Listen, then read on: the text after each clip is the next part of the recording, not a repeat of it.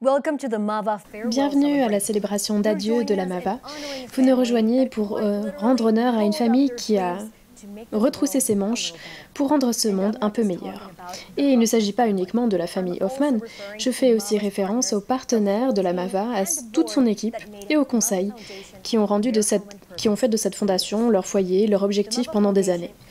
La Fondation a inspiré, a mené et a financé des stratégies qui ont permis de faire avancer les choses sur des questions environnementales cruciales. La Fondation a fonctionné pendant près de 30 ans. À présent, le moment est venu de se dire au revoir officiellement, mais l'héritage est mémorable. Regardons maintenant comment tout a commencé. Our story is one about 28 years of people coming together to save natural heritage, rebuild ecosystems, transform lives, and create a sustainable legacy. In 1948, Dr. Luc Hoffman decided to buy an old farm at the Tour du Valat in the Camargue. He made a home there for his family and dedicated himself to studying this complex ecosystem.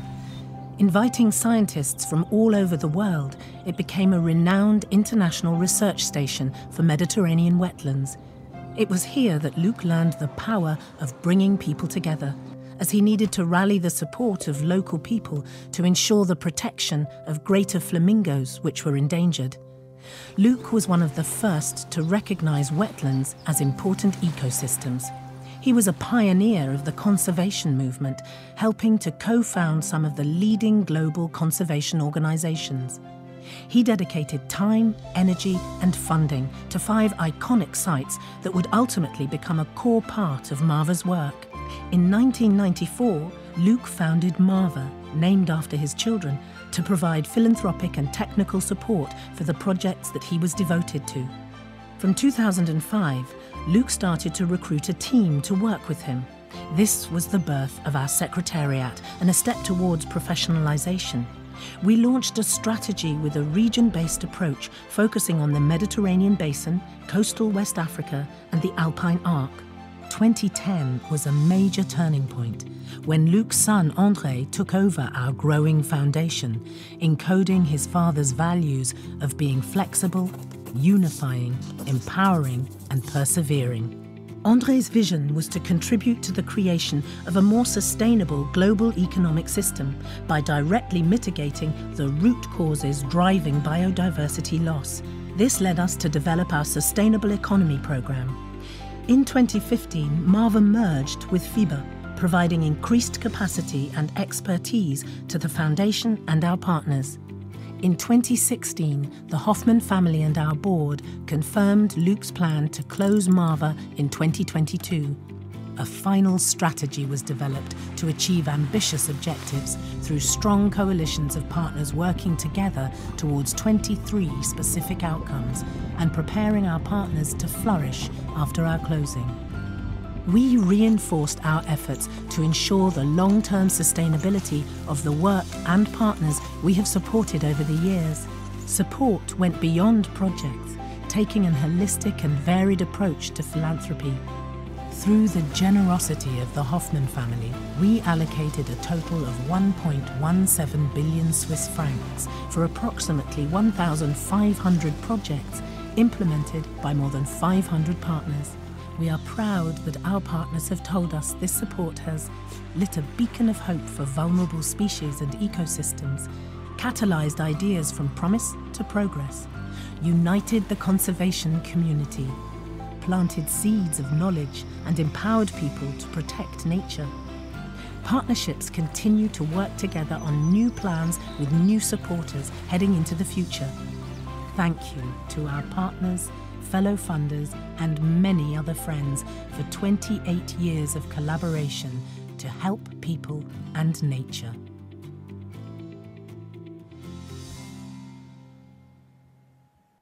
Plus d'1 milliard de francs suisses pour environ 1500 projets. Le fondateur, Luc Hoffman, aurait eu 100 ans cette année. Aujourd'hui, la MAVA a publié un livre commémoratif qui raconte toute l'histoire avec des anecdotes, des expressions de reconnaissance et aussi des photographies partagées par les partenaires. Vous pouvez avoir accès à ce livre sur le site internet de la MAVA dès aujourd'hui. Au cours de cet événement bref, nous allons vous donner un petit aperçu de ce long voyage qui a commencé par l'homme qui a refondu la fondation, André Hoffman, le fils du fondateur de la MAVA. Welcome, André. Bienvenue André, comment allez-vous? Très bien, merci. Merci de nous rejoindre aujourd'hui. Alors pour commencer cet événement, est-ce que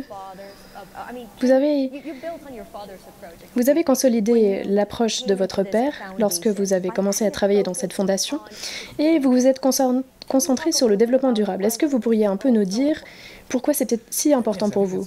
Oui, bon, je pense que c'est une question très importante. Je suis heureux d'avoir l'opportunité d'y répondre. Il s'agissait aussi du milieu d'où je viens. Mon père était zoologiste. Il comprenait bien le travail avec les espèces, les écosystèmes, etc. Moi, je suis économiste. Et je me suis dit que ça pourrait être une contribution d'inclure des réflexions sur la manière dont on peut valoriser la nature et l'environnement. En particulier, j'ai essayé de lutter contre la cause de la déprédation causée par l'action humaine. On essaie de conserver la nature depuis longtemps, mais on voit qu'il y a une pression qui est exercée par l'être humain sur la planète. Il nous fallait donc une bonne approche. Et je me suis dit que regarder, se pencher sur les causes premières de la perte de biodiversité, c'était une bonne idée. Effectivement. Alors, il y a quelque chose qui est très intriguant, c'est la manière dont vous avez été élevés, vous et vos sœurs. Vous venez d'un milieu qui bénéficiait d'un grand patrimoine, des milliards de dollars, et pourtant vous avez grandi en Camargue, en France, dans une petite ferme isolée. Vous étiez en lien étroit avec la nature. Alors, comment est-ce que cela vous a influencé, vous et vos sœurs? Alors, tout d'abord, il faut aussi regarder la réalité en Camargue. Bon, c'est une région française, la France d'il y a 50 ans, mais c'est quand même la France. On est proche de la nature, proche de l'environnement, et c'était un monde assez différent de celui d'aujourd'hui. Il y a beaucoup de choses qui ont changé depuis. Alors il y a toujours eu beaucoup de chercheurs qui venaient dans la région, qui étudiaient la nature, et je pense que ça a joué un rôle. Mon père a lancé une station de recherche juste à côté de chez nous, mais il y avait aussi les moustiques, toutes sortes de bruits. Et donc jusqu'à 14, 15, 16 ans, selon moi et mes sœurs, nous avons passé du temps dans cet environnement et c'est vrai que ça nous a connectés à la nature. Donc en Camargue, puisqu'on parle de la Camargue, nous avons reçu un message d'un partenaire clé de la MAVA depuis le leadership de votre père. Il s'agit de Jean Jalbert qui est actuellement directeur général à la Tour du Valat. Écoutons-le.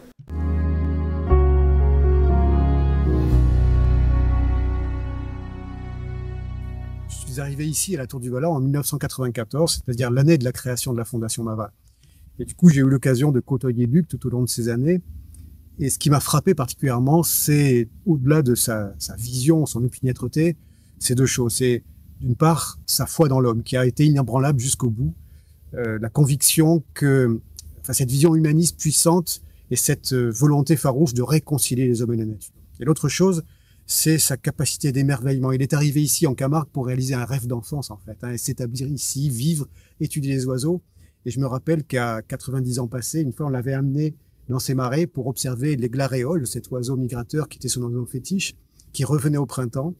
Et devant le spectacle de ces glaréoles qui planaient, qui chassaient les libellules à la surface des marais, il avait un regard émerveillé d'enfant qui était intact. Et ça, c'était à la fois très émouvant et en même temps, c'était pour moi une très grande leçon.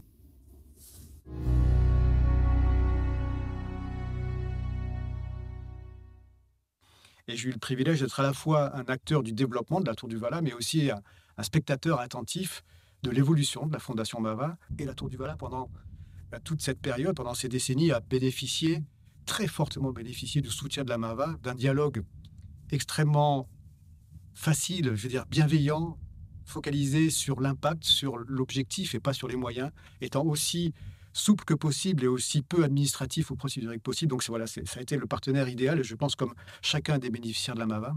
Et grâce à cela, eh bien aujourd'hui, la Tour du Valat est une organisation stable, bien portante, reconnue, influente, je l'espère, mais surtout connectée. Thank you, Georges Albert, for such an invigorating message. Indeed, as we... Merci beaucoup pour ce message.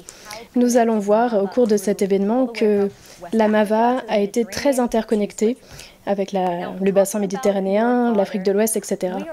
Alors, nous parlons de votre père. Est-ce qu'il y a eu des résistances de sa part quand il était encore en vie, parce qu'il a vu que vous introduisiez des changements dans l'organisation qu'il avait fondée? Oui, bien sûr. Mon père n'était pas sourd, il réfléchissait aussi par lui-même, bien sûr. Il voyait le monde évoluer. Et je pense que Jean l'a dit très clairement. Il avait toujours ce regard vers la nature, il essayait de comprendre ce qu'on pouvait faire. Et donc, moi, j'avais une approche différente, il m'a écouté, il y a réfléchi. Je ne vais pas dire qu'il était enthousiaste, ça serait mentir. Lui, il voulait préserver et conserver la nature, et c'est différent de considérer la nature comme un partenaire pour l'humanité. Mais il adorait les gens, il écoutait les avis des gens, et après avoir essayé de le convaincre, eh bien, il m'a soutenu de manière tout à fait exemplaire. Donc, il m'a permis de présider la fondation et il a vraiment une grande force de caractère. J'espère que je pourrai avoir la même chose avec mes enfants, le moment venu. Plusieurs personnes mentionnent fréquemment le côté persévérant de votre père. Est-ce qu'il y avait Est-ce que c'était quelque chose dont vous étiez fier? Oui, alors vous parliez du travail de mon père à long terme. Il y a certains partenaires, certains projets qu'il faut soutenir à long terme. Alors, il y a le côté économique, et nous avons trouvé des solutions à cet égard, on y reviendra, je pense. Mais il fallait aussi trouver des organisations partenaires. Dans le petit film que nous avons vu, nous avons vu les liens entre mon père et 5 grandes organisations. Et aujourd'hui, c'est un véritable système de référence. Je pense notamment au WWF. Il a d'ailleurs changé de nom entre-temps, mais pas d'initiale. J'ai été vice-président de l'organisation d'ailleurs. Et nous avons fini par exécuter cette mission de conservation de la nature plus efficacement parce que nous avons bénéficié du soutien à long terme de la MAVA. Et le soutien de la famille aussi.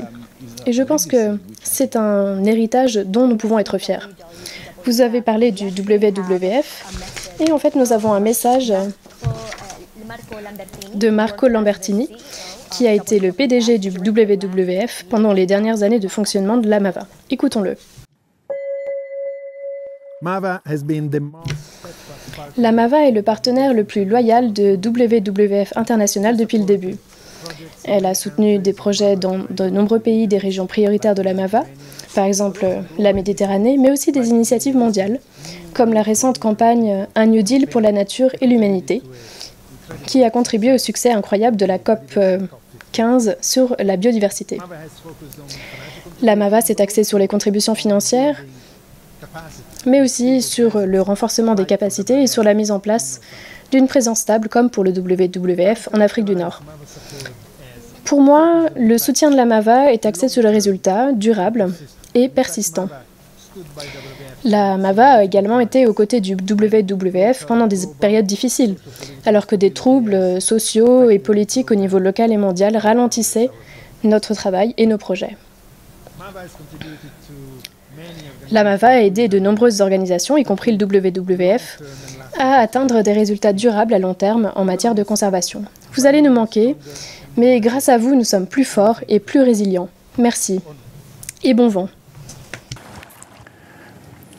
Alors, André, votre famille et le reste de l'équipe de la MAVA ont permis de changer le paradigme en matière de conservation de la nature. Mais est-ce que la MAVA vous a changé, vous? Alors tout d'abord, je n'avais pas vu la vidéo de Marco, et il s'est filmé dans la nature. C'est vraiment fantastique. Merci Marco. Alors effectivement, la MAVA m'a changé. Quand on rencontre des personnes comme Marco, comme l'équipe de la MAVA, les 500 partenaires que nous avons mentionnés, c'est des personnes qui vivent des vies extraordinaires dans des conditions extraordinaires. Donc on ne pourrait pas dire que ça ne vous touche pas, que ça ne vous change pas. J'ai appris beaucoup sur ce chemin avec les personnes aux côtés desquelles j'ai travaillé. Nous fournissons un soutien à long terme. Nous avons été persévérants, nous avons été capables de renforcer le pouvoir d'agir, de fédérer les autres, tout en étant flexibles. Mais pour moi, ça fait partie de ma vie ces 15 dernières années. Et cela m'a changé et a fait de moi la personne que je suis aujourd'hui. Donc ça serait difficile de ne pas laisser cette expérience vous changer. Aujourd'hui, vous êtes un homme d'affaires, vous avez une réputation à ce titre et vous avez réussi à combiner deux choses qui vous intéressaient, les affaires et la nature. Et je suis sûre qu'on pourra en parler un petit peu plus tard dans l'émission, dans le programme. Et peut-être qu'on pourrait aussi entendre vos conseils pour réussir en matière de durabilité. Vous pourrez aussi nous parler de votre prochain chapitre, le prochain chapitre de votre vie. Alors, restez avec nous jusqu'à la fin. Merci beaucoup, André. Bien sûr, André ne pouvait pas diriger les travaux seul. Linda Manson est devenue directrice générale et ainsi le bras droit d'André. Welcome, Linda. Bienvenue, Linda. Je me réjouis d'entendre votre récit de ce qui se passait en coulisses. Mais d'abord, regardons un peu une vue d'ensemble. Quel a été l'impact de manière plus globale de la MAVA pendant toutes ces années? C'est une très bonne question. Je crois que nous avons eu vraiment un grand impact. Il est assez difficile de synthétiser 30 ans d'action parce que nous avons travaillé dans de nombreux domaines. Mais je vais essayer de le faire. Nous pensons que nous avons réussi à faire 5 choses, principalement. Protéger les écosystèmes et les espèces, soutenir les nouvelles idées de petites organisations, construire une communauté de conservation, générer des connaissances et renforcer le pouvoir d'agir des organisations pour protéger la nature. Donc, dans ces 5 domaines, je pense qu'on peut approfondir un petit peu en donnant des exemples. Alors, regardons le premier domaine, il s'agit des espèces et des écosystèmes. Je vais vous parler d'une région, d'un partenariat à une période de temps. Donc, évidemment, on a fait beaucoup plus que ça. Mais dans la Méditerranée, nous avons une coalition de partenaires qui travaillent sur les zones humides. Nous avons soutenu plusieurs écosystèmes, mais on est surtout connu pour la protection des zones humides. C'est pour ça que je prends cet exemple. Dans ce partenariat, nous avons pu restaurer 30 hectares dans 25 sites différents afin de renforcer le statut de protection d'autres hectares encore. Et nous avons maintenant un inventaire complet des zones humides dans tout le bassin méditerranéen. André a également parlé des sites iconiques. Ces 5 sites sont aussi des zones humides. Et là, nous avons mené des travaux, nous avons travaillé d'arrache-pied pour qu'il y ait une forme de fonds fiduciaire de conservation pour chacun de ces sites iconiques, afin de pouvoir continuer les travaux à l'avenir. Nous venons de produire notre examen final qui se penche de manière plus approfondie sur ces 5 zones, avec beaucoup plus d'exemples encore. Donc je vous encourage à aller voir le site internet, puisque nous allons publier ces travaux. Très bien, alors je me réjouis de pouvoir regarder ces informations. Alors vous êtes arrivé à la MAVA au moment où il y avait la stratégie de restructuration, où il y avait une restructuration des stratégies par André. Alors c'était une page blanche, mais vous aviez déjà tous les fonds et la réputation de la MAVA. Alors est-ce que vous pourriez nous parler un peu de votre implication et comment est-ce que votre expérience a pu permettre de refonder cette fondation? Alors André venait d'être nommé président. Et mon mandat, c'était de professionnaliser la fondation. Nous avions heureusement une équipe fantastique qui était en place. Nous avions des financements et une très bonne réputation. Donc vraiment des fondations très saines.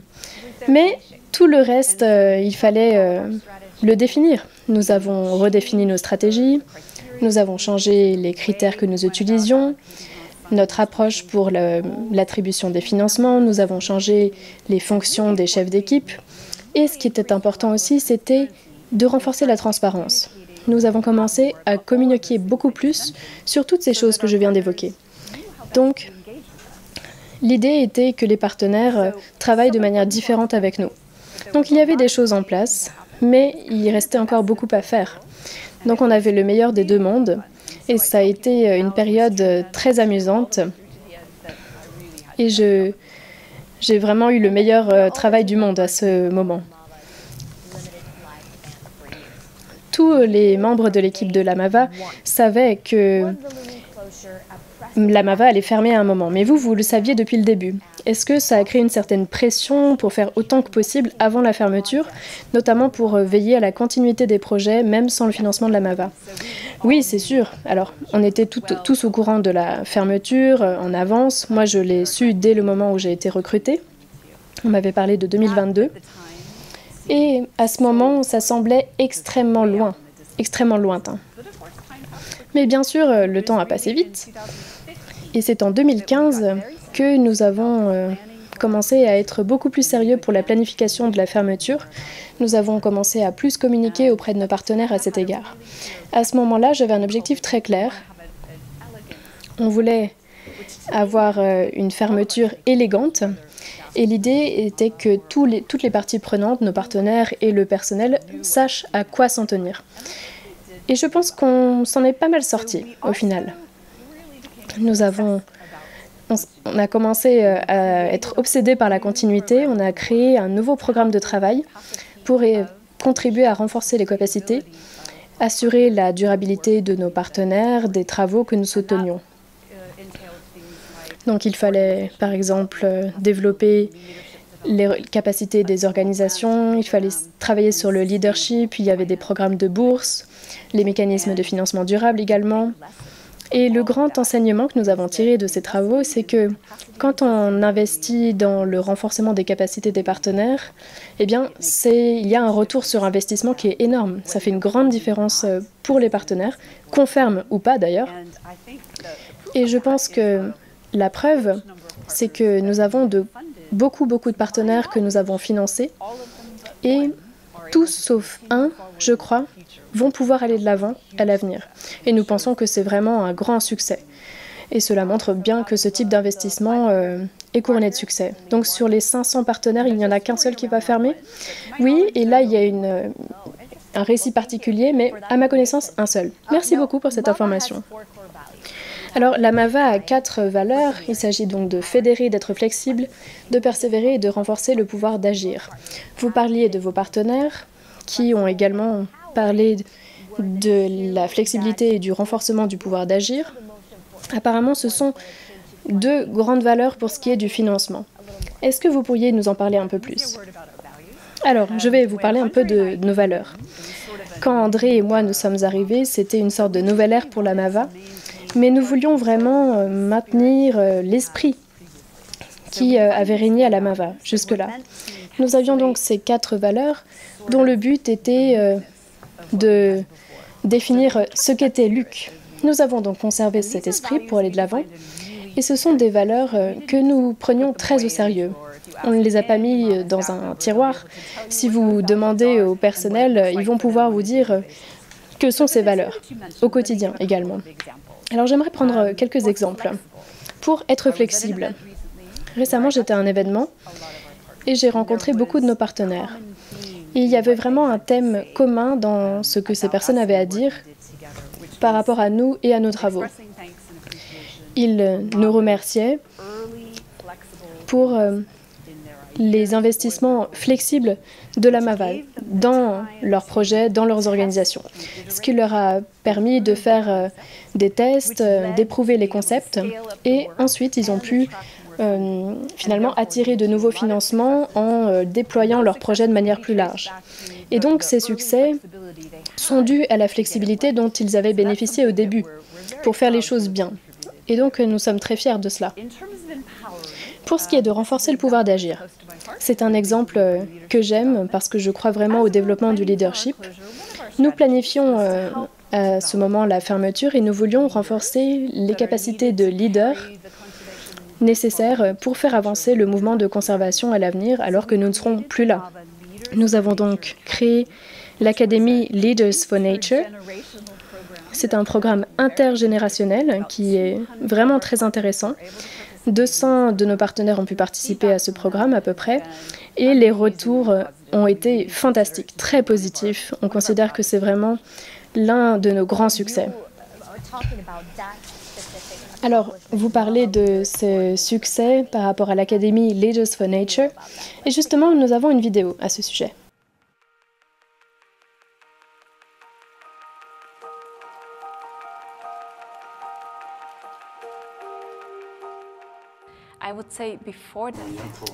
Je dirais qu'avant de faire l'académie, je ne me sentais pas légitime dans ma fonction.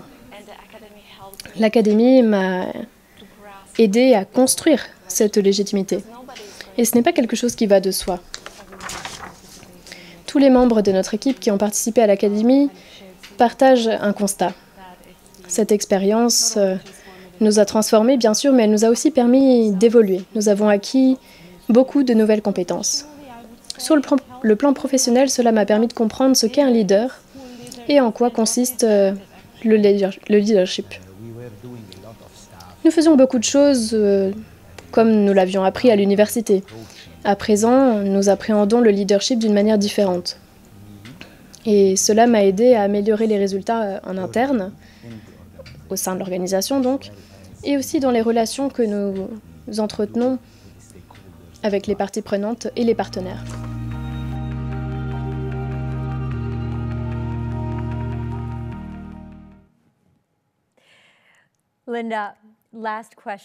Linda, dernière question. Comment l'héritage de la MAVA va-t-il être pérennisé à l'avenir? Alors, je vais revenir aux valeurs, notamment pour ce qui est de fédérer. On croit vraiment au pouvoir de travailler ensemble. Nous avons beaucoup travaillé avec d'autres bailleurs de fonds, avec nos partenaires.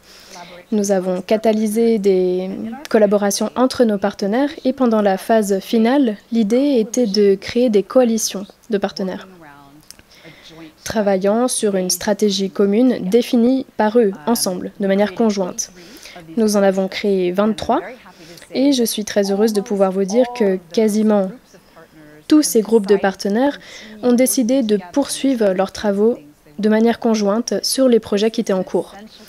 Donc ça, c'est vraiment un élément essentiel pour pérenniser l'héritage de la MAVA. Et je suis très touchée par le nombre de partenaires qui ont dit « Ne vous inquiétez pas, nous allons poursuivre ce que vous avez commencé ». C'est donc vraiment fantastique et c'est quelque chose qui a été permis par aussi d'autres bailleurs de fonds qui ont soutenu certains des travaux que nous soutenions, nous, par le passé. On était peut-être un peu inquiets. L'idée était de savoir si d'autres bailleurs de fonds seraient intéressés à reprendre le flambeau, mais en fait, il y a eu beaucoup d'intérêt, un intérêt très proactif. On m'appelle et on me dit « Ah, mais vous financez de bons projets ». Et bien sûr, moi, j'encourage toujours ces bailleurs de fonds. Et je me suis rendu compte aussi qu'il y avait la question du risque. Ces partenariats ont maintenant des résultats. L'idée est que ces partenariats, on voit bien qu'ils fonctionnent bien, et des bailleurs de fonds peuvent donc être assez confiants. Et donc je suis vraiment très reconnaissante envers les autres bailleurs de fonds qui, maintenant, permettent de pérenniser l'héritage de la MAVA. Un grand merci, Linda. Merci pour le travail d'arrache-pied que vous avez consenti depuis le premier jour à la MAVA jusqu'au dernier jour de son fonctionnement. Merci beaucoup.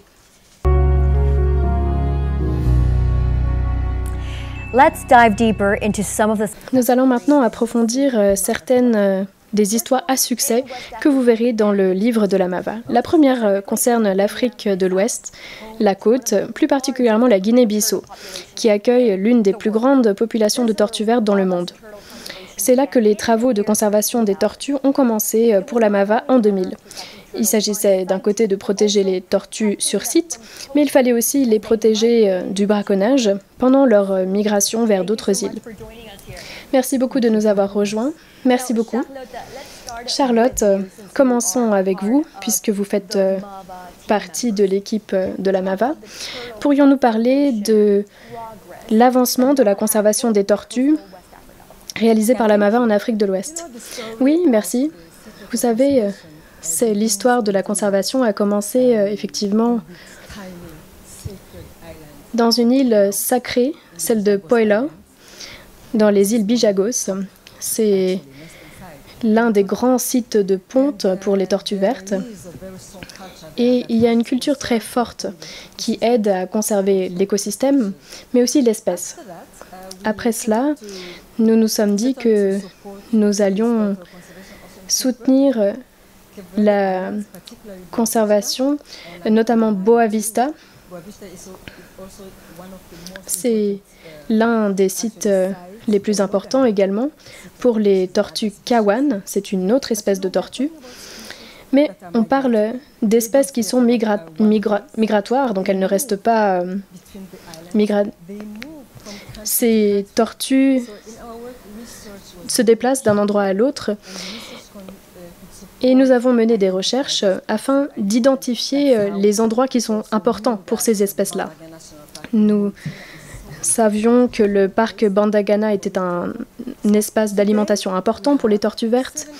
Donc aujourd'hui, nous avons 7 pays qui travaillent ensemble, main dans la main, pour essayer de protéger cette espèce sur la côte, mais dans toute l'écorégion.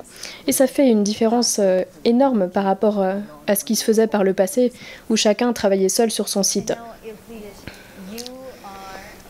Euclide, vous venez du Cap-Vert, vous avez une organisation sur place. Et vous me parliez tout à l'heure des opportunités que vous avez eues de travailler avec la MAVA. Comment vous avez pu saisir cette opportunité? Alors, tout d'abord, merci de m'avoir invité. Aujourd'hui, c'est un véritable honneur pour moi que de pouvoir être présent pour célébrer la MAVA et lui dire adieu.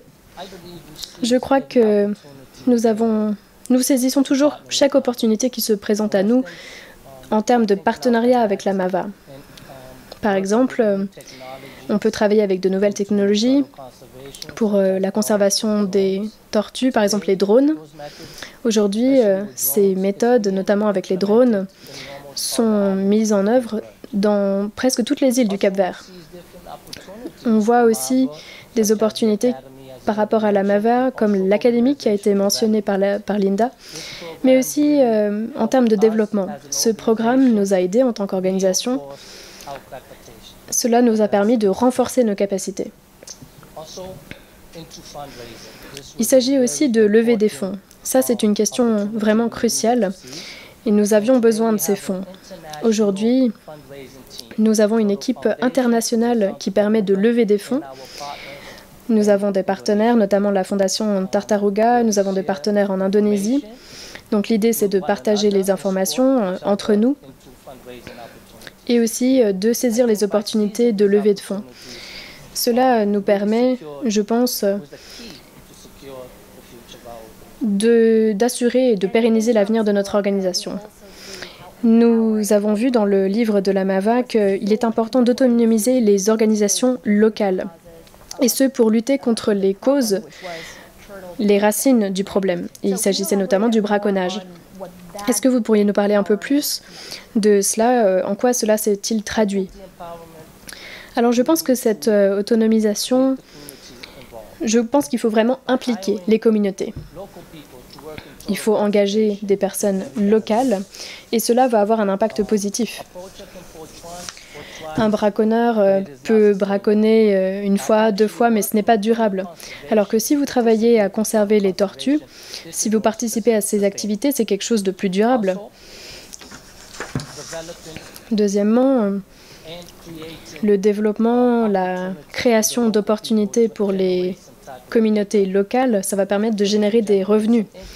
Cela génère des revenus et donc la population ne va pas devoir braconner à titre de source de revenus. Il y a aussi les activités qu'on peut développer avec la communauté. Par exemple, en 2021, la Fondation a développé un programme qui était destiné aux enfants de 5 à 18 ans. Il était question d'apprendre à nager à ces enfants.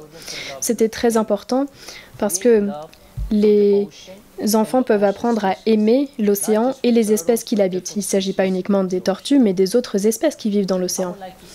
Alors j'aimerais dire que la MAVA a aidé toutes les organisations et a aidé les personnes sur place. Alors vous parlez des personnes sur place. Ces personnes sont très importantes parce que si on ne donne pas plus de capacité d'agir à la population locale, il n'y a pas de grande différence qui est faite. Et c'est ce que Aïssa disait, elle est la coordinatrice d'IBAP, donc elle travaille à la surveillance et à la conservation de la biodiversité. Elle entre ici en scène, elle parle du renforcement de l'autonomie des organisations locales. Elle nous envoie le message suivant.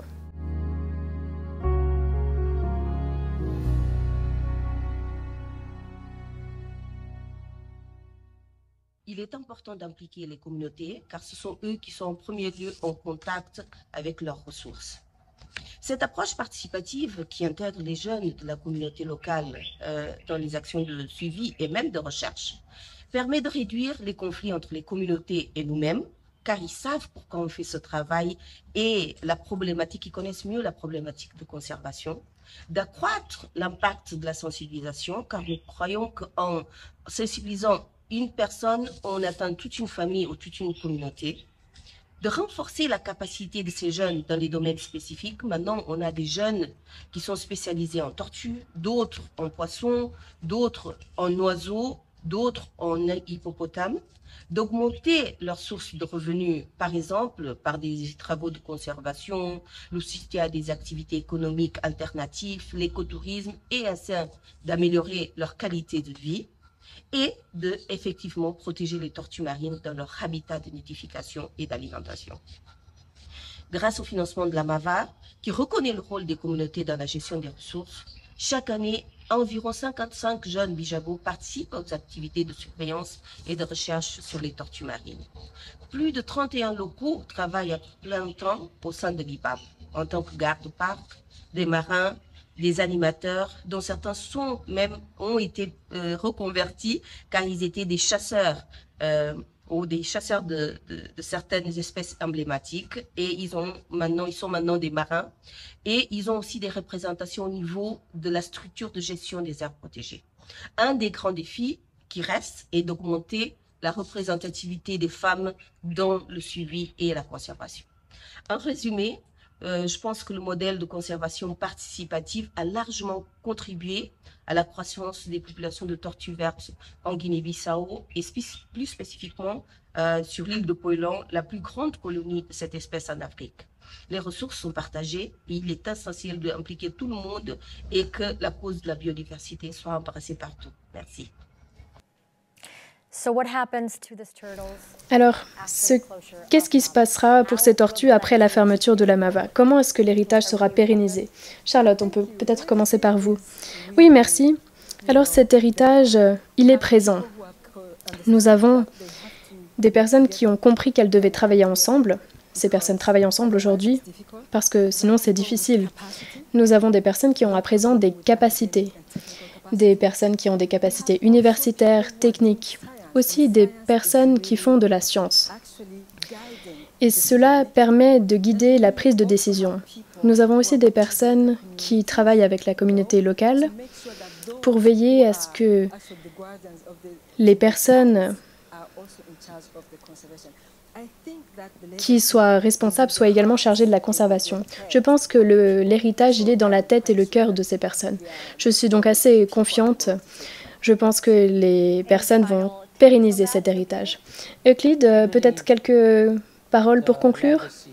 Je crois que cet héritage sera pérennisé suite au soutien que nous avons reçu de la MAVA. J'aimerais dire que nous sommes très reconnaissants envers la MAVA. La MAVA nous a permis de réunir une communauté, de réunir un pays, de réunir la région de l'Afrique de l'Ouest. Et nous avons une responsabilité. Nous devons travailler ensemble pour rendre la MAVA fière. Un grand merci pour ces efforts et pour la conservation des tortues en Afrique de l'Ouest. Nous allons maintenant nous pencher sur l'une de ces îles en Afrique de l'Ouest.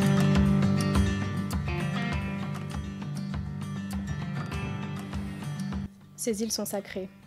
Le travail de terrain est toujours mené par des jeunes faisant partie de la communauté. Les bijagos sont très connectés avec l'environnement. Nous prenons ces pratiques traditionnelles positives et nous les combinons avec notre connaissance scientifique afin d'optimiser notre travail de terrain sur l'île. Nous allons maintenant quitter l'Afrique de l'Ouest et parler de la Méditerranée. Nous allons maintenant passer au paysage culturel, l'un des secrets les mieux gardés de la région. Alors si vous n'arrivez pas à imaginer ce qu'est un paysage culturel, voici un exemple, la culture en terrasse. Comme l'image que vous allez bientôt voir à l'écran. Il s'agit de la Turquie. Ces sites sont importants en raison de leur héritage historique, parce que c'est une méthode d'agriculture autochtone, mais aussi parce que ces activités humaines sont en fait fantastiques pour l'environnement. Merci de me rejoindre aujourd'hui. C'est notre groupe de la Méditerranée. Paul, commençons par vous. Vous avez travaillé directement pour la MAVA. Est-ce que nous pourrions expliquer aux spectateurs ce que sont ces paysages culturels et leurs liens avec la biodiversité et l'environnement? Oui, je vais peut-être commencer par l'exemple que vous nous avez montré sur les terrasses. Expliquer comment ces terrasses aident à protéger l'environnement. Par exemple, les murs de pierre sèche, c'est un habitat pour un certain nombre de chauves-souris, de reptiles, d'oiseaux aussi. Les arbres fruitiers sont importants parce que les insectes pollinisateurs utilisent ces fruits pour se nourrir, en termes d'infiltration aussi, d'eau, érosion du sol. Là, il y a vraiment un rôle important qui est joué par ces cultures en terrasse. C'est donc une situation gagnant-gagnant, parce qu'il y a un bénéfice pour l'environnement et aussi pour la communauté, sa culture, son économie. C'est pour ça que nous avons décidé de travailler sur les paysages culturels. Nous avons commencé dès 2011 et à ce moment-là, nous avons réuni 2 groupes de partenaires. Les personnes travaillant sur la nature, qui s'intéressaient à la culture, et les personnes qui étaient spécialistes de la culture, qui s'intéressaient à la nature. Et nous avons essayé de les aider à trouver un chemin commun, de trouver une nouvelle méthode qui serait propice à la nature et à la culture dans le cadre des paysages culturels. Nous avons donc créé une alliance, l'Alliance pour la nature et la culture méditerranéenne, avec 15 organisations dans 8 pays de la Méditerranée aujourd'hui. Ils travaillent sur 3 paysages différents, les hautes montagnes, par exemple au Maroc, dans le Haut-Atlas, les îles, par exemple à Minorque, dans les Baléares, et les zones forestières, les savanes, que vous avez par exemple en Espagne. Très bien. Pour Luc Hoffman, cette idée de trouver une harmonie entre la culture et la nature, c'était essentiel. Et c'est arrivé après des conversations avec Timios Papagiannis, qui était son grand ami. Il est devenu un grand militant du mouvement écologique en Grèce. Et Luc, de son côté, il a révolutionné cette idée de paysage culturel dans toute la région méditerranéenne. Timios a fini par fonder Medina, l'un des premiers partenaires de la MAVA pour ce qui est des paysages culturels. Et nous avons aujourd'hui Alexis, qui représente Medina. Vous m'avez dit que le soutien de la MAVA est tout à fait essentiel pour des organisations comme la vôtre.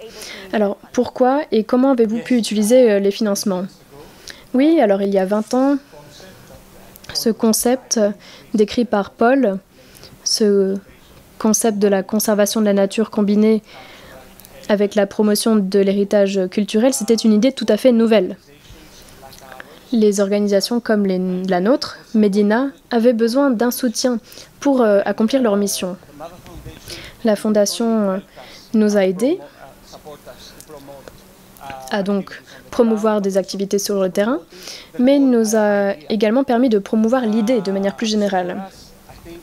Pour nous, c'était important de recevoir ce soutien. Tout d'abord, ce soutien nous a permis de mener des activités sur le terrain. Ça, c'est très important, bien sûr. Deuxièmement, nous avons pu construire des alliances plus larges qui nous ont permis de faire des activités de plaidoyer, de partager des informations entre nous, de faire passer le message. Troisièmement, et je pense que c'est tout aussi important, nous avons reçu un soutien qui nous a permis de renforcer les capacités internes de l'organisation. Nous avons renforcé le capital humain, le leadership, et je pense que cela nous a permis, cela a été propice à notre organisation, mais cela a également été bon pour toute la communauté et tout le pays. Sana, vous avez dit que Luc est devenu l'un des pionniers de l'ère moderne dans le domaine des paysages culturels, en termes de concept. Alors, comment est-ce qu'on envisage ce concept maintenant? Est-ce qu'on pourrait faire une comparaison, par exemple, à ce qui se passait il y a 20 ans? Merci beaucoup pour cette question. Il y a 20 ans, l'UNESCO a reconnu les pratiques culturelles. Et entre autres aspects, il y avait cette idée de l'interaction entre les activités humaines et la nature. Mais à l'époque, il n'y avait pas vraiment de lien entre la biodiversité et les pratiques culturelles qui étaient soulignées. Ensuite, un groupe de 6 ONG a commencé à travailler sur la Méditerranée, soutenu par la fondation MAVA, et cela nous a permis de prouver, de démontrer ce lien. Nous avons apporté des preuves scientifiques et l'idée était donc de promouvoir ces ressources. Aujourd'hui, nous avons ces pratiques culturelles, ces paysages culturels, c'est une stratégie de la MAVA. Il y a de plus en plus d'intérêt d'autres partenaires, de grandes organisations comme l'UICN, le Fonds de partenariat CFCN, donc c'est vraiment un grand succès. Alors, quelles étaient les opportunités de réseautage qui ont été mises en place par la MAVA? Comment est-ce que les partenaires méditerranéens ont pu saisir ces opportunités-là? Bon, le réseautage, c'est vraiment essentiel quand il s'agit d'une question nouvelle, comme celle des paysages culturels à l'époque. Pour nous, bon, c'est pour cela que la MAVA a créé ce consortium. Il s'agissait d'un groupe de 6 ONG. Et ensuite, lorsque la MAVA a intégré les paysages culturels dans sa stratégie, cela nous a permis de grandir, de croître, de devenir l'Alliance pour la nature et la culture méditerranéenne et de doubler le chiffre, le nombre d'organisations. En termes de réseautage, nous avons eu beaucoup d'opportunités grâce à la MAVA. Il y a cette académie des leaders pour la nature afin de mettre en connexion des zones géographiques avec différentes thématiques. Nous avons eu l'opportunité de participer à de nombreuses organisations internationales comme celle de l'ONU par exemple. Et grâce au projet, nous avons pu nous rendre dans d'autres sites pilotes. Nous avons été en contact avec les communautés locales, nous avons pu échanger nos expertises, nos connaissances.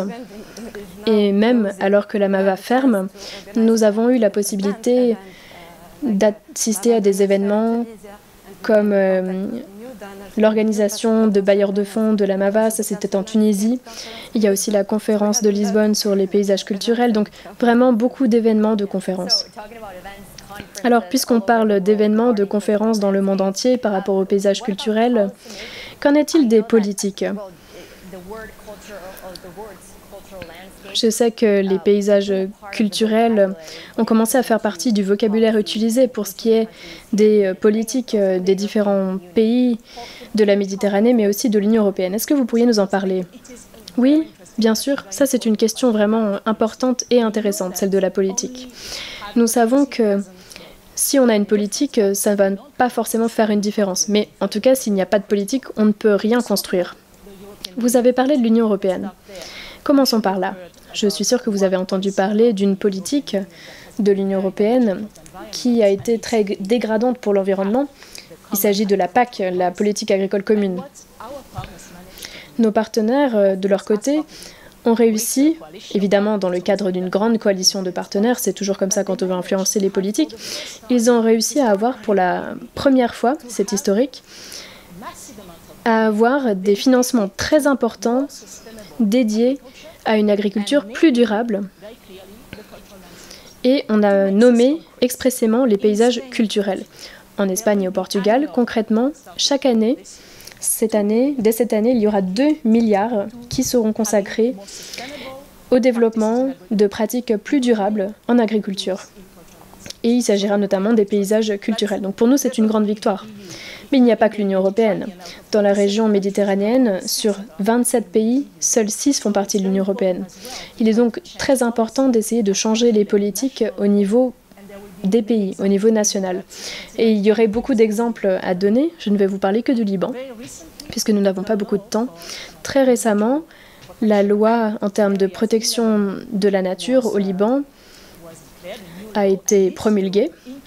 Cette loi qui inclut des zones protégées par les communautés locales à travers les paysages culturels et les pratiques y afférentes. Cela a donc été reconnu et maintenant nous avons 26 zones qui ont été déclarées zones protégées. C'est encore une grande victoire parce que ce ne sont pas les zones classiques, en fait ce sont des communautés locales qui vont faire une différence pour l'environnement, tout en ayant recours à leurs pratiques traditionnelles, leurs pratiques habituelles. Et cela permet vraiment de faire une différence pour l'environnement, pour les paysages culturels. Dernier élément que j'aimerais souligner, parce que je pense que c'est vraiment essentiel, ce groupe de personnes qui travaillent pour l'Alliance travaille pour effectuer des changements au niveau international, donc au-delà de la zone méditerranéenne.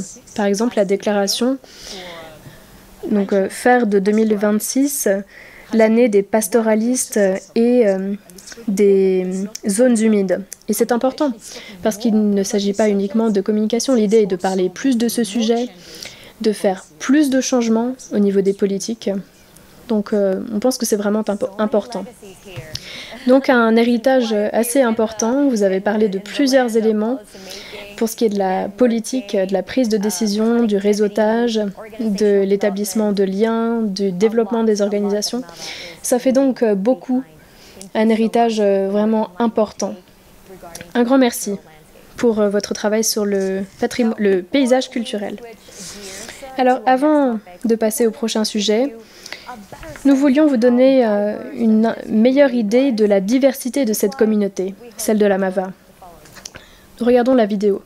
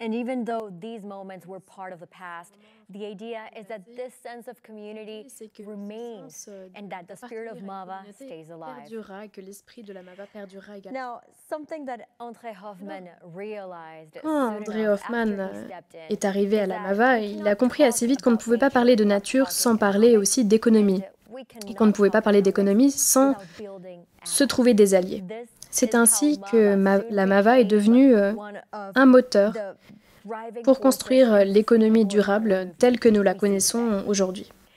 Welcome, Bienvenue, gentlemen. Thank you for joining us messieurs, today. merci de nous avoir rejoints aujourd'hui. Oliver, let's start Oliver, with you. You were commençons par definitely vous. one of Vous Mava's avez été biggest l'un and des strongest, plus grands allies concerning alliés the de la green Mava economy. pour ce qui est de l'économie verte. Alors Alors dites-nous un peu comment vous avez commencé à travailler dans ce cadre.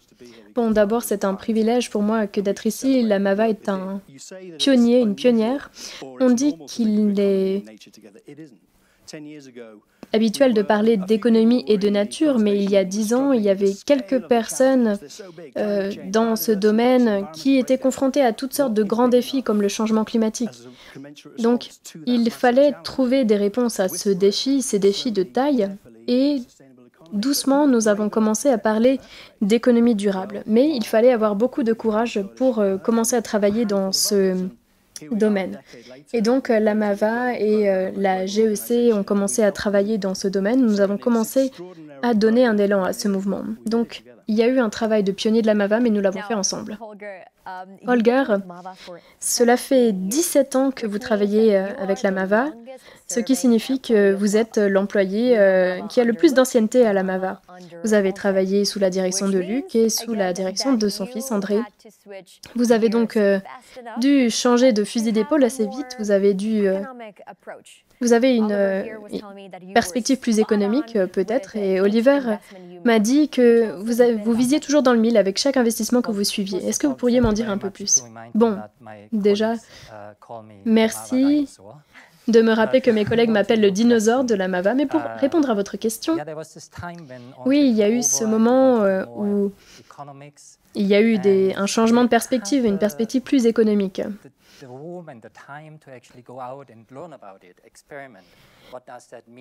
Nous avons commencé à un peu expérimenter pour voir ce qui se passerait. Il nous a fallu 2-3 ans pour essayer de trouver 3 questions qui étaient importantes. D'abord,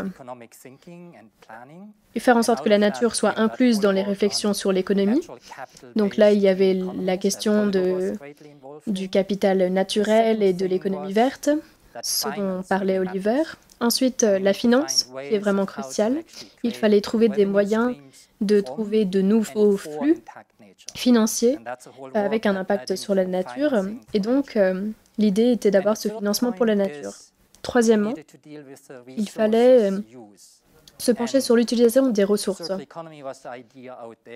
Donc, il y avait cette idée dans le domaine, dans la discipline à l'époque, et cela nous donne un bon manuel afin d'éviter le gaspillage, notamment, afin d'éviter de gaspiller les ressources. D'accord. Est-ce que vous avez une idée, Oliver, de la manière dont la Mava est devenue vraiment une pièce très importante du puzzle du mouvement de l'économie durable? Bon, c'était une idée, un concept il y a 10 ans. Il y avait une poignée de personnes qui pensaient à cela. Et si on fait un fast forward, on a les Américains qui ont cette loi sur la réduction de l'inflation avec l'écologie qui est vraiment importante. Il y a le pacte vert pour l'Europe. Il y a la nouvelle méthode chinoise avec beaucoup d'investissements. Donc, il y a vraiment beaucoup d'argent en jeu.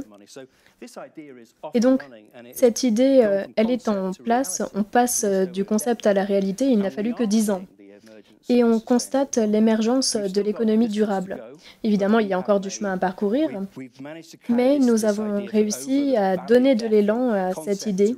On est passé du concept à une traduction en acte, Et c'est une partie de l'héritage de la MAVA. Parce que la MAVA fait partie de l'initiative pour construire des politiques également. Il y avait ce pacte vert pour l'Europe de l'Union européenne, cette loi américaine pour la réduction de l'inflation. Oui, nous avons tous contribué à créer ce cadre de politique. Ce qui est important, c'est que l'idée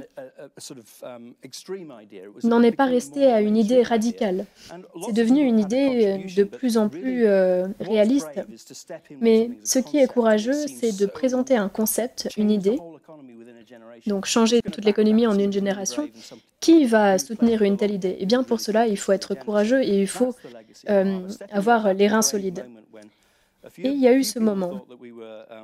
Peu de personnes ont pensé que nous pourrions y arriver, mais nous l'avons fait. Holger, s'il n'y avait pas eu la MAVA à cette époque, quel serait aujourd'hui le récit de l'économie verte? Est-ce qu'il serait différent? Alors ça, c'est une question un peu difficile, parce qu'il y a toutes sortes d'interventions qui ont été menées. Alors, je dirais que nous avons parié sur des idées prometteuses, des idées innovantes, et l'idée est de les soutenir. Soutenir des personnes parfois, des groupes, des personnes afin qu'elles fondent des organisations. Il faut leur donner les capacités, l'espace de réfléchir à leurs idées, de les développer. Et je pense que cela a fait une différence. Quand on regarde maintenant le milieu, les grandes organisations qui fixent l'ordre du jour sur ces différentes questions, je dirais qu'il y en a un certain nombre, mais la MAVA leur a apporté un soutien à un stade très précoce. Donc je pense que le récit serait assez différent s'il n'y avait pas eu la MAVA. Merci beaucoup, Oliver, Holger. C'est toujours intéressant de voir comment la vision et les financements de la famille Hoffman ont été la graine qui a permis de faire croître de nombreux mouvements et d'organisations mondiales. Alors, la MAVA a soutenu l'innovation pour une économie plus verte, mais a également soutenu l'émergence de la finance de la conservation. Il s'agissait de mettre en place un nouveau mécanisme de financement pour la conservation de la biodiversité. Nous allons maintenant entendre Aisha Sidi Bouna, l'ancienne présidente du conseil de BACOMAB, le fonds fiduciaire de biodiversité du banc d'Arguin et de la biodiversité côtière, le premier mécanisme de ce type en Afrique de l'Ouest.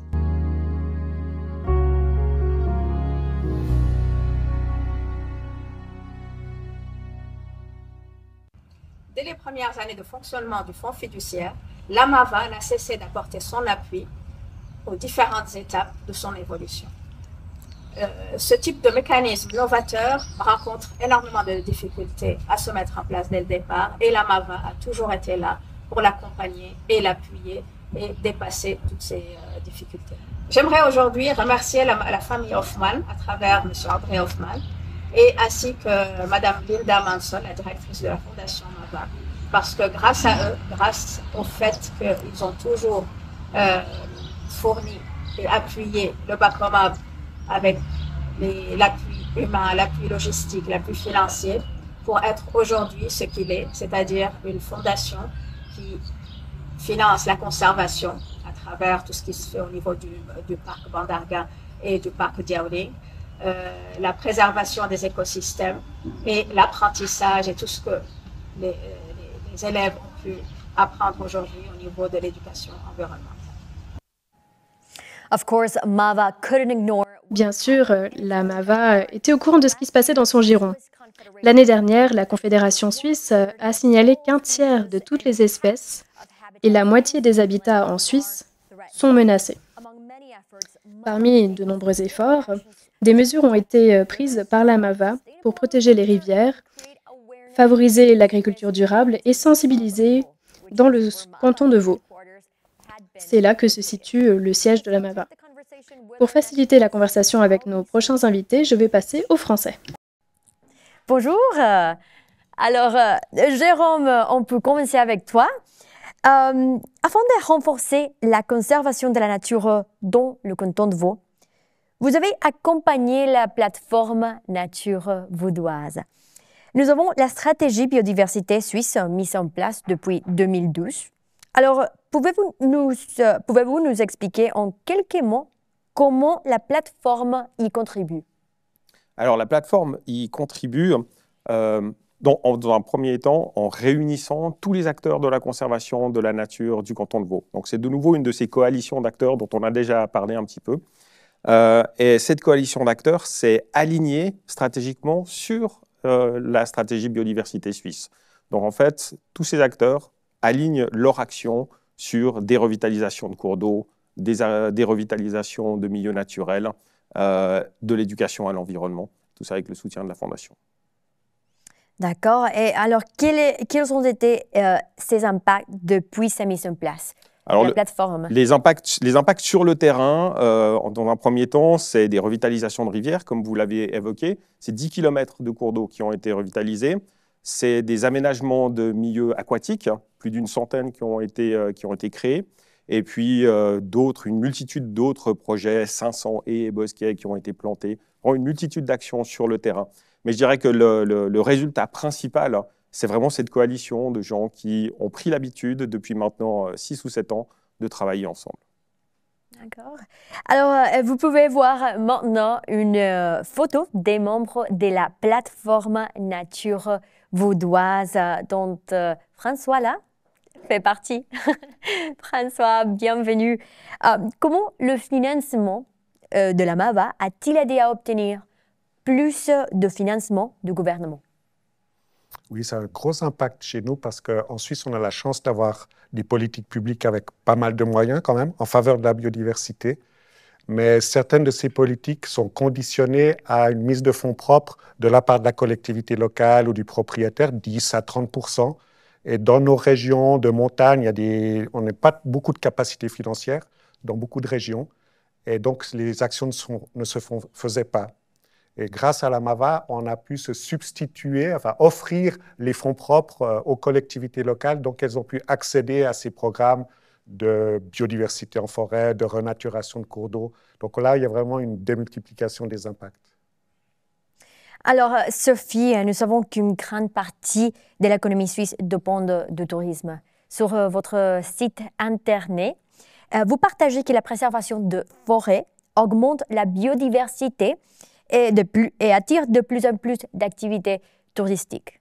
Mais alors, comment combinez-vous la conservation de la nature sans que l'une nuise à l'autre? Alors effectivement, c'est un des grands challenges qu'on rencontre en Suisse, vu qu'on a un petit territoire et une multitude d'activités, et puis une pratique aussi culturelle des espaces naturels dans le cadre des loisirs.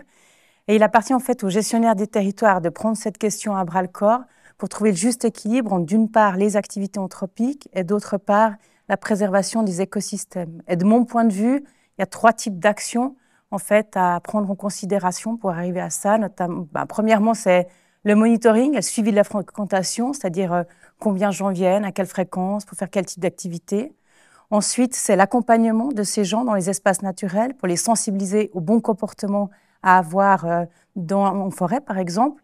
Et troisièmement, c'est la planification des infrastructures d'accueil. On sait que les gens se rendent plus facilement là où il y a quelque chose qui est prévu pour eux, un sentier qui est signalé ou ce genre de choses. Et Jérôme, l'histoire de votre premier contact avec la MAVA, c'est très intéressant. Et il montre vraiment l'esprit de la Fondation. Parlez-nous d'une certaine lettre que vous avez envoyée à Luc et de sa réponse étonnante. Ouais, c'est une histoire qui date du siècle passé. Hein. J'étais un jeune biologiste de 23 ans et je cherchais des fonds pour financer ma recherche de doctorat en conservation de la nature. J'ai donc contacté toute une série de bailleurs potentiels et j'ai envoyé une lettre à la Fondation MAVA qui était presque aussi jeune que moi à l'époque, même plus. Et je me rappelle distinctement que j'avais fait ça au début de la semaine et j'ai envoyé toutes ces lettres le lundi, me disant que j'allais attendre pendant un mois des réponses. Et le jeudi, j'ai reçu cette lettre de la MAVA qui acceptait immédiatement de financer le travail. Et en fait, ce que ça a déclenché, c'est que j'ai pu avertir tous les autres bailleurs à qui j'avais demandé un soutien, que j'avais un premier soutien de la Fondation MAVA. Et cette réputation de la MAVA, je crois qu'elle était déjà là, en tout cas la réputation de Luc était déjà là. Et en fait, tous les financements se sont déclenchés automatiquement derrière. Et ça, voilà, c'était pour moi le début d'une carrière, en fait. Donc, ce qui était impressionnant, c'est que pendant tout mon travail, Luc s'interrogeait régulièrement sur l'avancée du travail, qu'est-ce qui se passait. Et j'ai toujours trouvé ça surprenant, considérant qu'il y avait probablement une montagne de projets qui devaient suivre, à l'époque plus ou moins seuls. Très amusant de savoir ça, vraiment. Alors, François, bien sûr, nous savons que personne ne peut protéger l'environnement sans d'abord la mer et les comprendre. Dites-nous en plus sur la façon dont la plateforme Nature Vaudoise sensibilise les populations et les autres acteurs de vos territoires d'intervention. Alors, le constat, on le partage vraiment. Donc, en fait, il faut augmenter la volonté et les capacités, notamment des autorités locales, d'agir en faveur de la nature. On a 4 domaines de possibilités pour ça. On a de l'animation rurale, développement local, préservation de l'environnement avec des équipes techniques compétentes, motivées dans le terrain, au contact de leur population, des autorités. On a la sensibilisation, l'éducation à l'environnement. Il y a des programmes aussi qui sont développés, évidemment, avec un retour sur cette motivation dans le terrain. On a les projets eux-mêmes qui se réalisent par les différents acteurs de la plateforme, qui sont l'apprentissage par l'action, en fait, des gens qui sont concernés. Et puis, on a évidemment aussi les formations avec des formations, des programmes de formation, par exemple, formation des bûcherons sur la biodiversité, formation d'autorités locales sur l'entretien différencié, des espaces verts. Ça, c'est comme les 4 doigts d'une main qui sont unis. Et la MAVA, elle nous apporte la confiance en soi et la plateforme, le réseau qui permet vraiment d'être au service de ces 4 domaines d'action. Très bien expliqué, merci. Alors, dernière question, Sophie, très rapidement. Aujourd'hui, nous vivons le chapitre final de la MAVA. Quel est l'impact de cette clôture sur la plateforme Nature Vaudoise? Je pense que comme ça a été évoqué jusque-là, la plateforme Nature Vaudoise, elle a été créée pour notamment renforcer les collaborations entre les différents acteurs du domaine de la protection de la nature de notre région. Et puis, cet objectif, il répondait à un besoin. Et vu que ça répondait à un besoin, eh ben, on va perdurer en fait cette activité d'échange et puis de collaboration entre les différentes institutions. Et puis voilà, on a déjà toute une série de rencontres au programme pour cette année 2023. Donc on est confiant dans la poursuite de cette plateforme d'échange entre nos institutions. Merci Sophie, François et Jérôme pour votre partage illustrant parfaitement le pouvoir de la collaboration. Merci. Merci. Alors on pourrait parler encore pendant des jours de toutes ces expériences qui ont permis de faire émerger un changement positif pour de nombreuses régions et espèces menacées. Cet événement, c'était un petit aperçu de ce qui a été accompli par la MAVA. Après tout, il y a eu 500 organisations partenaires qui ont été impliquées. Alors, pour en savoir un peu plus sur ces organisations, je vous invite à vous rendre tout de suite sur le site internet de la MAVA pour lire son nouveau livre commémoratif, La Fondation MAVA pour l'humain et la nature. Il est accessible gratuitement. À titre de notre reconnaissance, tous les partenaires recevront 2 exemplaires papier. Alors, avant de nous quitter, j'ai invité André à prononcer le mot de la fin et à réfléchir un peu à ce qu'on peut dire sur la MAVA.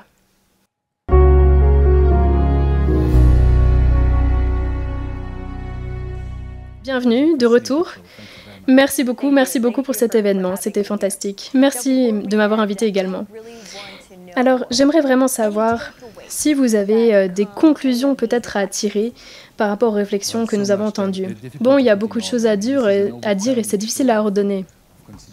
Il y a tout un tas de considérations par rapport à la collaboration, etc. Je dirais qu'à long terme, si on veut changer le système, et il faut le faire, cette approche d'humilité et de cette capacité à écouter, à réagir, cette combinaison d'être persévérant sans être borné, ce sont des enseignements qu'on peut utiliser pour beaucoup d'autres choses. Je pense que l'humilité, c'est vraiment l'une des qualités qu'on estime le moins. À la MAVA, nous avons fait beaucoup de bonnes choses parce que nous avons écouté. Nous avons veillé à ce que les personnes de notre réseau soient en mesure d'exprimer les choses dont elles étaient capables. La philanthropie, ce n'est pas imposer sa vision. Et je pense que ça, c'est une grande qualité de la MAVA. Est-ce que vous auriez fait certaines choses différemment ?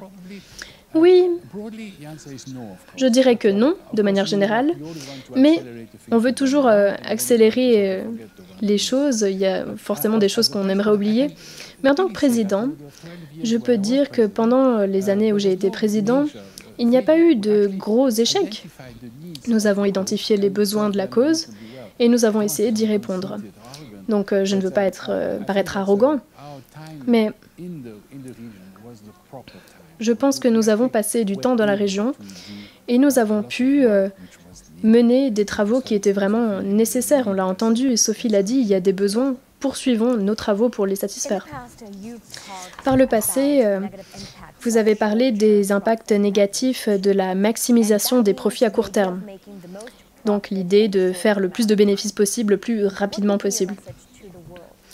Alors, est-ce que vous avez un message à envoyer par rapport à cela? Je pense qu'il y a déjà la réponse dans la question. On doit réfléchir à long terme. Si on se concentre uniquement sur un objectif à court terme, on va avoir un succès qui ne sera pas durable à long terme. Le système économique est fondé sur cette idée qu'on va toujours savoir ce qui se passera et donc on décide dans le meilleur intérêt possible. Mais c'est une idée qui est en fait un mythe. On a une institution qui est un peu différente. Nous sommes des êtres humains, nous avons des sentiments, des émotions. Il y a certaines choses qu'on fait parce qu'on aime les faire. Donc il n'y a pas juste la rémunération qui est importante. Donc oui, la maximisation des profits à court terme a détruit la planète et il nous faut un système pour compenser cela. Effectivement. Alors, tout le monde se demande quand même toujours s'il y aura un prochain chapitre à votre histoire. Bon, j'espérais entendre cette question. Je vais vous donner 3 éléments qui sont importants, je pense. Alors d'abord, il faut comprendre l'impact que nous avons sur le système. Ensuite, on doit comprendre comment on peut continuer à créer une prospérité durable à laquelle nous aspirons. Et ensuite, il faut identifier le leadership, faire en sorte d'avoir des leaders. Donc, je vais essayer d'approfondir un peu. Tout d'abord, pour le premier point, l'impact. Chaque décision prise par un être humain sur la planète, quel que soit son motif, raison commerciale ou autre, a un impact sur le capital social, humain et naturel. La nature, nous en venons à la MAVA, mais l'avenir, c'est une interface entre la nature et l'humanité. Il faut donc bien comprendre l'impact que nous avons sur la planète. Donc en termes de systèmes sociaux, pourquoi est-ce que nous sommes tous ici en tant que groupe, en tant que capital humain? Est-ce que nous pouvons être heureux? Et aussi en termes de nature, bien sûr. Deuxième élément, il s'agissait de s'écarter de la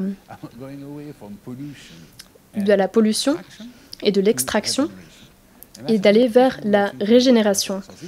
Alors, quand on parle de ressources naturelles, on se demande comment utiliser ces ressources à long terme. Et ensuite, nous avons besoin de leaders pour mettre cela en place. Des leaders qui ont une vision, mais qui sont aussi courageux. Parce que le courage, à nouveau, c'est une qualité qui n'est pas assez estimée. Oliver nous a dit que nous étions courageux à l'époque d'avoir une réflexion économique. C'est vraiment ça qu'il nous faut, c'est-à-dire avoir une pensée en ce sens. Et dernier élément, la philanthropie ne permet pas de se pencher sur ces questions de manière spécifique. Il s'agit de biens publics, de richesses publiques, qui appartiennent à tous. Donc il faudrait pouvoir créer des systèmes qui soutiendraient cette création de valeur de manière durable. Et donc pour cela, il nous faut un système financier. L'idée de financer des projets à fonds perdus n'est pas vraiment une garantie de succès, je pense. Il nous faut des systèmes qui s'auto-alimentent si nous voulons que nos actions soient couronnées de succès. Est-ce que je peux juste dire encore une chose? Je voulais juste remercier tout le monde. On vient de parler des milliers de personnes qui ont contribué. Ça n'aurait pas été possible sans vous. Et avant d'éteindre la lumière et de trinquer à votre santé, je voulais simplement vous dire que nous vous aimons. Vous avez vraiment fait tout comme il le fallait. Il ne s'agit pas d'amour d'Hollywood, mais c'est vraiment cet amour de l'être humain. Et cette fondation l'a exprimé de manière très claire. Donc c'est une histoire de succès qui a changé ma vie. Et je voulais simplement exprimer ma reconnaissance envers tout le monde. Merci. Merci beaucoup, André, pour ce discours empreint d'émotion. Ça a été un vrai plaisir d'être votre animatrice pour cette célébration. Merci à vous tous qui nous avez rejoints aujourd'hui pour célébrer cette fondation qui a eu un véritable impact. Merci beaucoup de nous avoir rejoints. Et maintenant, j'aimerais demander à l'équipe et au conseil de nous rejoindre sur scène pour applaudir cette fondation et lui dire adieu.